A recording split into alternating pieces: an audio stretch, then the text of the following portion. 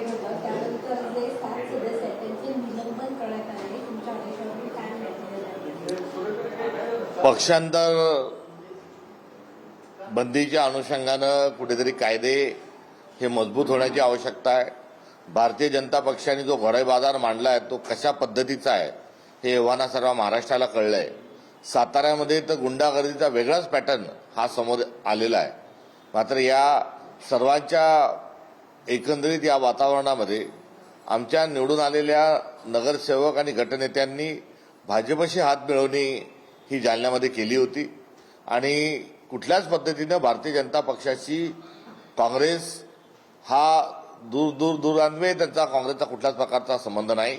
आम्ही भारतीय जनता पक्षाच्या विरोधात आहोत आणि आमचे निवडून जरी आले असतील आणि संख्येने त्यांची संख्या जरी जास्त असेल तरी अशा कोणत्याही व्यक्तीचं, नगरसेवकांचं, कार्यकर्त्याचं, नेत्याचं आम्ही पक्षाला धोका देणं आणि भाजपला मदत करणं हे खपून घेणार नाही. त्यामुळे पक्षशिस्तीच्या अनुषंगानं जालन्यामध्ये त्या ठिकाणी नगरसेवकांचं निलंबन आणि पक्षातून त्यांची हकालपट्टी आम्ही ही केलेली आहे. दुसरीकडे राहुरी पोटनिवडणुकीसाठी भाजपने आता उमेदवार दिला आहे. काँग्रेसचं ठरलं आहे का? कारण का मध्यंतरी तुमची चर्चा देखील झाली होती. राहुरी आणि बारामती मतदारसंघासाठी नेमकं काय ऍक्शन प्लॅन तुमचा ठरला आहे? या दोन्ही जागा इंडिया अलायन्स तथा महाविकास आघाडीचे आमचे जे मित्रपक्ष होते शरद पवार साहेबांच्या राष्ट्रवादीच्या उमेदवार या दोन्ही ठिकाणी विधानसभेच्या निवडणुका लढले होते आणि या संदर्भामध्ये राष्ट्रवादी पक्षाने त्यांची भूमिका स्पष्ट करण्याची आवश्यकता आहे आणि त्यांना जर त्या ठिकाणी निवडणूक लढायची नसेल तर काँग्रेस त्या ठिकाणी लढण्याकरता तयार आहे. ही आमच्या पक्षाची असणारी भूमिका आहे. 2 दिवसापूर्वी त्याच्या अर्ज भरण्याची प्रक्रिया सुरू झालेली आहे आणि या संदर्भामध्ये काँग्रेस पक्षाकडे स्थानिक पातळीवरून अर्ज जे आहेत तिकीट इच्छुकांचे अर्ज देखील आमच्यापर्यंत आलेले आहेत. उद्या यांच्या मुलाखतीची प्रक्रिया देखील आम्ही ऑनलाईन स्वरूपामध्ये संपन्न करणार आहोत आणि एकंदरीत आमचा या सगळ्या प्रक्रियेच्या अनुषंगानं कॅन्डिडेट आम्ही निश्चित करू. तोपर्यंत चर्चेतून जर राष्ट्रवादी लढायला तयार असेल तर आमचा निश्चित त्यांना पाठिंबा राहील. मात्र ते लढत नसतील तर आमची त्यांनाच विनंती राहणार आहे की त्यांनी आम्हाला पाठिंबा द्यावा. मात्र ही भूमिका जी आहे ही राजकीय स्वरूपाची भूमिका आहे. आजपर्यंत महाराष्ट्रात अनपोज अशा स्वरूपामध्ये निवडणुका होण्याची प्रक्रिया परंपरा नाही.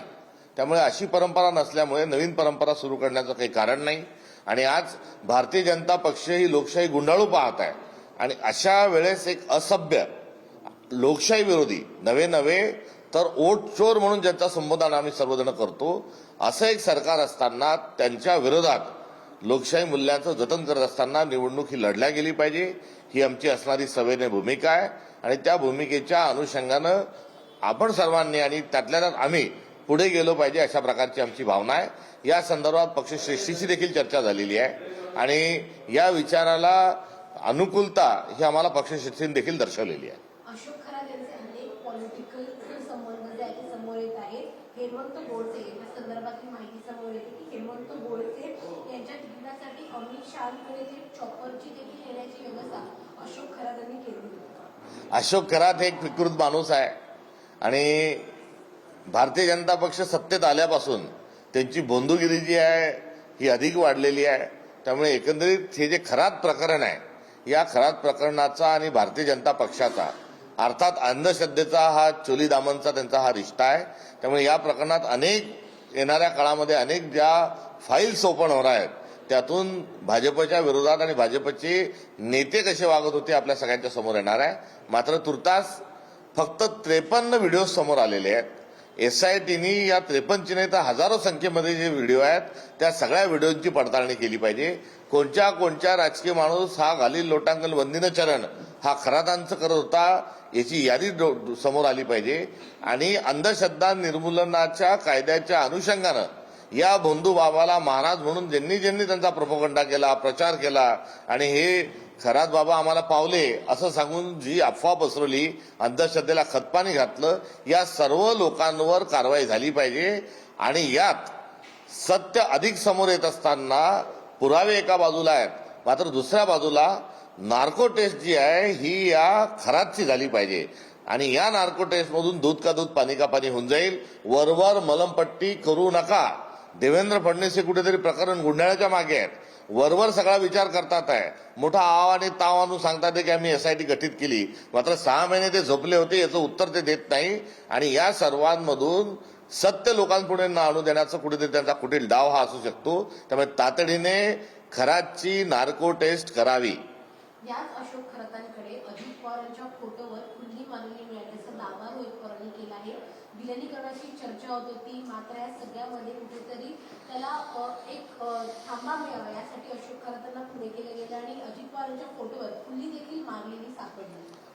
अजित पवारजींच्या फोटोवर फुली मारलेली असणं, जशा पद्धतीने एकेकाळी ज्या आतंकवादी संघटना होत्या त्या आतंकवादी संघटना जशा त्यांचं टार्गेट ज्यांचं आहे त्या टार्गेटवर फुली मारत असत, अशा पद्धतीचीच अतिरेकी हा बंधूबाबा कुठेतरी आहे. आणि त्यांच्या टार्गेटवर अजितदादा होते की काय अशी शंका जी बोलून दाखवली ती खरं आहे.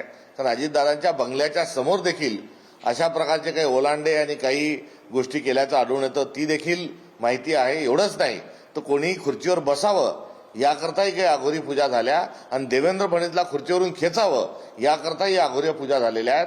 मात्र आपल्या संविधानातलं जे मूल्य आहे to develop the scientific temperament of the nation, वैज्ञानिक दृष्टिकोनातून पुढे गेलं पाहिजे, या संविधानिक मूल्याची पायमल्ली त्या ठिकाणी झालेली आहे. आणि या सर्व प्रयोग जे झालेले आहेत, या प्रयोगाची संपूर्ण माहिती ही समाजापुढे आली पाहिजे, जेणेकरून किती खोटारडेपणानं आणि बंधुगिरीनं आणि किती अंधश्रद्धेला खतपाणी घालून या देशातल्या आणि या महाराष्ट्रातले सध्याचे राज्यकर्ते काम करत आहे हे लोकांपुढे येईल. अंधश्रद्धेचा विषय सुरू आहे. मुंबईच्या महापौर ऋतू तावडे यांनी एक वक्तव्य केलं आहे की काही वर्षांपूर्वी मला घशाचा त्रास होता, मात्र गुरुजींनी मला औषध दिलं, त्यांच्या औषधामुळे मी बरी झाली. त्यामुळे कुठे ना कुठेतरी पुन्हा एकदा बंधुगिरीला तिथे समर्थन दिलं जात आहे महापौरांकडूनच. कुठेतरी गणपतीला दूध पाजणारी जो विचार आहे तो आपल्याला जिवंत असल्याचं आढळून येतं. तर दुसऱ्या बाजूला आंबे शेतातले किडे गुरुजी जे आहेत त्यांच्या शेतातले आंबे खाल्ले की मुलं होतात, अशी देखील अंधश्रद्धा जोपासतात आपल्या महाराष्ट्रात जात आहे, हेही दुःख आहे. तर तिसरीकडे त्या तीर्थाच्या नावावर तो खरात काय काय पाजत होता ते एका बाजूला इकडे आहे. आणि आता एक नवीन शोध हा जो महापौरांनी लावला आहे याबद्दल आता आश्चर्य व्यक्त करण्याच्या ऐवजी त्यांचं ते कोणते काही महाराज असतील, त्यांचे काही गुरुजी असतील, त्यांचा शोध घ्यावा आणि त्यांच्या या संशोधनाकरता महापौरांनी त्यांना नोबेल पारितोषिक मिळवून द्यावं.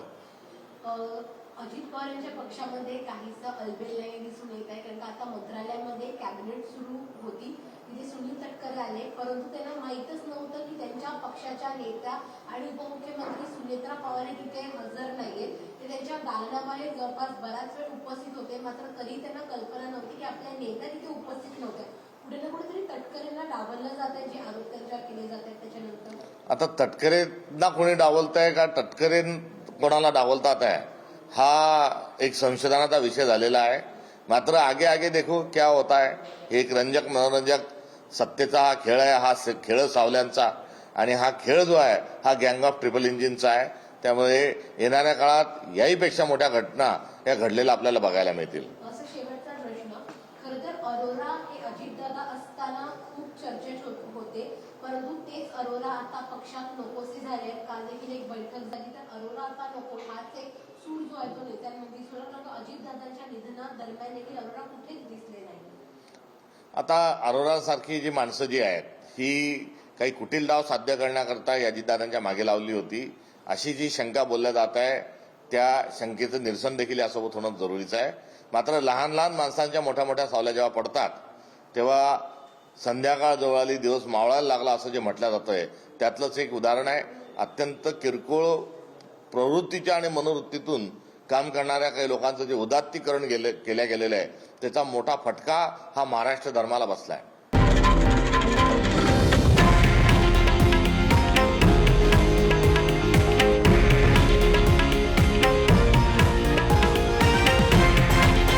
हे आहे देशातील नंबर 1 न्यूज नेटवर्क आणि आपण पाहत आहात TV9 मराठी, एकमेव.